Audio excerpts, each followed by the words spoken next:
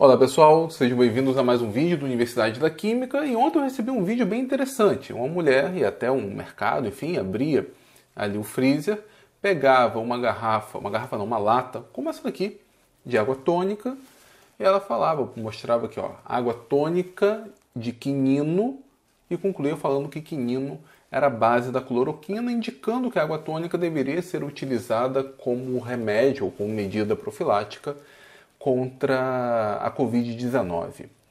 Bom, eu acho que vale a pena comentar um pouco sobre esse vídeo, apresentar a vocês, na verdade, o que é esse sal de quinino, ou o que é a quinina, qual é a relação dela com a cloroquina, e se de fato faz sentido o que ela falou, se de fato a quinina é a base da cloroquina. Bom, se você chegou nesse ponto do vídeo, vamos combinar aqui uma coisa. Se você acha que aquele vídeo tem 100% de razão, que ela estava certa, que água tônica realmente é o nosso remédio para a Covid-19, ou que ela é de fato a base da cloroquina, então se você tomar água tônica é como se você estivesse ingerindo cloroquina. Se você acredita piamente nisso, beleza, termina de ver o vídeo agora. Eu não vou falar isso, não irei caminhar neste sentido, então para você não ficar estressado, não ficar escrevendo besteiras aqui no comentário, para o vídeo agora, vai levar alguns minutos, não perca o seu tempo. Agora, se você viu esse vídeo, ou pelo menos ouviu alguma coisa a respeito, e quer saber se tem fundamento científico, realmente se a quinina é a base da cloroquina, se ela pode ser utilizada como remédio para a Covid-19, então eu recomendo que você fique mais alguns minutos, assista esse vídeo, eu vou mostrar para vocês do ponto de vista químico o que é a quinina. Tá certo? Então, deixa eu mostrar para vocês aqui a estrutura da molécula. Olha só, pessoal, essa daqui é quinina, tá? Quando você pega lá uma lata de água tônica e diz que ela tem sais de quinino, essencialmente nós temos essa molécula, ela é básica, né? Nós temos aqui átomos de nitrogênio e ela está associada a um determinado ácido. Então, por exemplo, cloridrato de quinina, é como se você tivesse a quinina junto com HCl. Pode ser sulfato, pode ser várias outras formas. Mas a molécula mesmo, a parte que interessa, é essa daqui que nós chamamos de quinina. Ela já é conhecida há muito tempo e ela tem sido muito eficiente no tratamento contra a malária, uma doença terrível. Em várias partes aqui do Brasil ela está controlada, nós temos acesso a medicamentos, mas em outras regiões ela é uma doença que aparece de vez em quando e é muito perigosa. Muito bem, a quinina, como falei, sempre foi utilizada desde quando suas propriedades foram descobertas. Ela tem sido utilizada para o tratamento de malária e é muito eficiente. Agora, falar que a quinina é a base da cloroquina, isso é uma mentira. Tá? Isso é uma mentira em absoluto, porque a molécula da cloroquina é essa daqui. Esquece esse ponto 3H3PO4, porque estaria na forma de fosfato de cloroquina. Bom, nota a estrutura. Essa parte aqui é parecida. Esse anel aqui, esse anel duplo, nós chamamos de anel quinolina. Então, tanto a quinina quanto a cloroquina, elas são derivadas dessa estrutura mais simples que é a cloroquina. Mas olha essa parte aqui. É muito diferente, sabe? Nós não estamos falando da mesma molécula.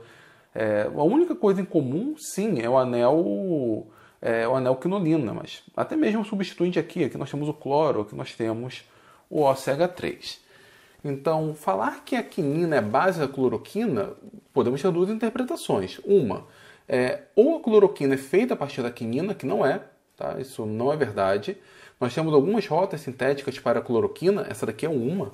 Então, a cloroquina pode ser obtida por algumas rotas, mas a matéria-prima é essa daqui. Percebam que o reagente inicial já tem um átomo de cloro pendurado ao anel aromático. Aqui existe essa junção de anel, enfim, o processo é completamente distinto. Então, falar que a quinina é a base da cloroquina é mentira. E aí pensar talvez que uma vez ingerido a quinina, o nosso corpo transformaria a quinina em cloroquina? Também não, a rota metabólica é outra. Fato é, a quinina já foi utilizada, é utilizada até hoje no tratamento contra a malária, e a cloroquina também. Então, assim, esses dois fármacos, podemos colocar dessa forma, eles têm efeitos parecidos, são eficientes contra a malária. Outra coisa é a Covid-19. Bom, a cloroquina tem sido utilizada no tratamento contra a Covid-19, com muitos bons resultados, sim, não tem como negar. Temos muitas pessoas que foram tratadas com cloroquina ou com hidroxicloroquina e tem demonstrado bom resultado. Em 100% dos casos, como alguns dizem, ou você tomou cloroquina e está salvo? Não, não é assim. Não é assim que as coisas funcionam. Mas a cloroquina, sim, ou a hidroxicloroquina, tem mostrado bons resultados. Isso é o que nós temos. Já é a cura? Já é o último remédio? Não, mas ela tem tido bons resultados e tomara que seja. Eu sempre falo isso, tomara que seja. Mas isso não significa absolutamente nada que a quinina vá ter o mesmo resultado. Entende? Não é porque as duas servem para a malária que as duas vão servir para a Covid-19. Então, outro aspecto aqui importante. Quando a quinina é utilizada contra a malária como fármaco, como medicamento, a concentração dela é bem mais elevada. Quanto que tem de quinina, por exemplo, na água tônica? Bom, em média, nós podemos considerar que existem 83 miligramas por litro. De onde que eu tirei essa informação? Eu tirei essa informação de uma entrevista onde um pesquisador dava esse número, né, mostrava esse número concedido ao Canaltech. Muito bem, 83 miligramas por litro. Uma latinha como essa daqui, ela tem 350 ml. Significa que nós não teremos 83 miligramas nessa latinha. Nós teremos algo em torno de 29 miligramas. Então, se você ingerir ali uma lata de água tônica, você vai ingerir 29 miligramas de quinina. No caso de medicamento, bom, dependia ali da dose, mas ficava em torno de 500 a 1000 miligramas. Então, vamos supor a quinina com medicamento, a sua dosagem mais baixa, 500 miligramas. Bom, 500 miligramas dividido por 29, então 500 dividido por 29, nós temos mais do que 17. Isso equivale a dizer que, se eu for ingerir água tônica com o intuito de ter uma dose equivalente à quinina, medicamento para malária, eu deveria ingerir em torno de 17 latinhas de água tônica. Isso num período curto ali, meia hora, talvez. Ou seja, não faz sentido algum, absolutamente algum. A concentração de quinina presente na água tônica é muito, muito baixa. Então, assim, o que a mulher lá fala que a quinina é a base da cloroquina é falso. Utilizar água tônica como se fosse um medicamento também não faz sentido nenhum. Pessoal, era isso que eu queria falar com vocês em resposta ao título do vídeo. Se você chegou até aqui, enfim, concorda com o que eu falei, acredita nesses números, eu recomendo que você vá pesquisar em alguma outra fonte para ter certeza. Se você chegou até aqui e já está satisfeito, beleza, você pode finalizar o vídeo agora. Eu vou continuar falando alguns minutos, mas é porque agora eu quero contar um pouco da história entre a quinina, né, a descoberta da quinina e a descoberta da cloroquina, que eu considero muito, muito interessante. Então, se você tiver interesse nisso, tiver disponibilidade de alguns minutos, continue. Mas se foi só para saber a resposta se a quinina ou água tônica, na verdade, valia como remédio equivalente à cloroquina, não vale. Bom, então vamos à história.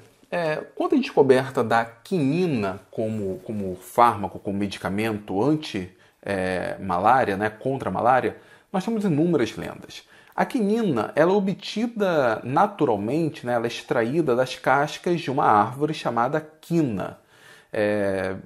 Enfim, quina é um nome antigo, um nome indígena, ela acaba recebendo um outro nome posteriormente, e isso está associado à primeira lenda / história. No século XVII ainda, tem ali a história de uma condessa, a esposa do vice-rei do Peru, chamada Chinchon, ou Quinchon, enfim. Essa condessa Quinchon, ela estava ardendo em febre, muito provavelmente, quer dizer, de acordo com a lenda, né, ela havia contraído malária, e os índios pegaram então casca da quina, fizeram ali uma espécie de chá e deram para ela essa poção, ela tomou e parece que ficou curada. Bom, ela ficou tão entusiasmada com isso que ela acabou levando essas cascas quando retornou para a Espanha. Então foi ela que introduziu o consumo ali da casca da quina como remédio na Europa. E também, né, ainda associado a isso, quando Linneu ele estabeleceu o sistema taxonômico, ele acabou dando o nome do gênero, né, daquela árvore que os indígenas aqui chamavam de quina, de cinchona, em homenagem à condessa Chinchon, né, tirou ali o H. Muito bem, por que isso daí é lenda, ou provavelmente lenda? Não há registros de fato de que a condessa Chinchona tenha de fato a malária, tem tido de fato a malária, e também que ela nunca retornou à Europa, ela acabou morrendo aqui na América do Sul. Fato é que os indígenas aqui já entendiam, já conheciam que o chá da casca da quina era poderoso contra a malária. Eles, inclusive, passaram essa informação para os jesuítas. Então, durante muito tempo, a casca da quina passou a ser chamada de casca dos jesuítas. Isso está associado a uma outra lenda. Parece que um índio ali na região do Andes, ele estava perdido na floresta, estava queimando em febre, ardendo em febre, extremamente, com uma sede intensa, enfim, estava com febre, estava desidratando, e ele estava perdido na floresta até que ele encontra uma poça d'água. E essa poça d'água estava próxima a uma árvore de quina. Ele, enfim, estava com muita sede, pegou um pouco dessa água, bebeu.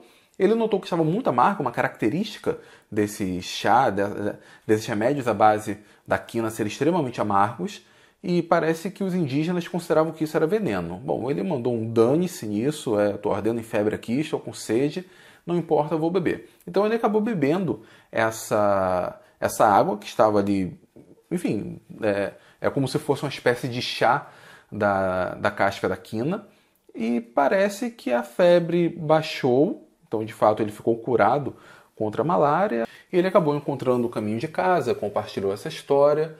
E isso é contado como sendo a descoberta dos efeitos farmacêuticos da casca da quina. Seja como for, esse foi um remédio, de fato, muito eficiente. Foi levado para a Europa.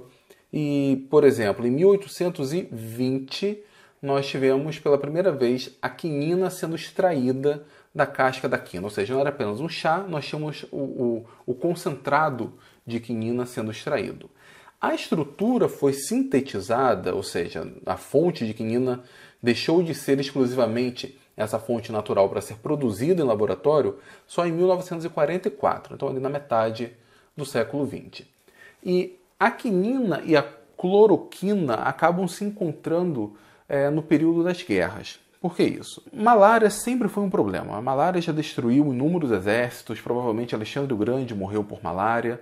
E a Primeira Guerra Mundial, algumas regiões onde a guerra estava ocorrendo, corriam o risco de ter malária. Por exemplo, o norte da África, algumas ilhas do Pacífico. Então, os soldados ali precisavam tomar esse cuidado, né? Além de ter o cuidado contra o exército inimigo, eles precisavam ter cuidado com o próprio meio, com o próprio ambiente. Para quem joga em Yu-Gi-Oh!, deveriam tomar cuidado ali com a carta do terreno. E aí, a Alemanha, por exemplo, ela sofreu um embargo. Ela acabou provocando a guerra e ela sofreu um embargo ali da matéria-prima da quinina. Né? Ela não produzia quinina ali no seu território e perdeu essa fonte de quinina. Então, a Alemanha começou a tentar produzir algumas moléculas, sintetizar um fármaco que tivesse características anti-malária e pudesse, então, que seus soldados lutassem nessas regiões sem grandes problemas. Bom, os alemães conseguiram produzir uma outra molécula, e deixa eu mostrar aqui para vocês, que é essa daqui. Ela se chama, tem vários nomes, era chamada de atabrina ou então quinacrina.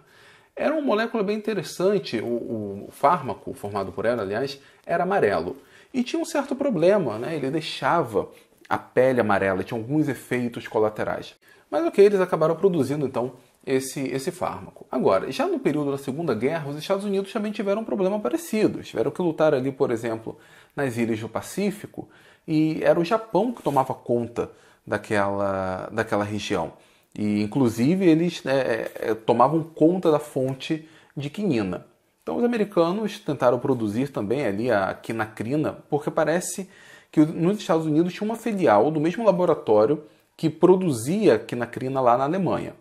Só que já existia fake news naquela época. Uma rádio japonesa muito popular começou a falar que se uma pessoa tomasse quinacrina, ela ficaria com a pele amarela, o que é verdade, e também ficaria impotente, né, impotência sexual.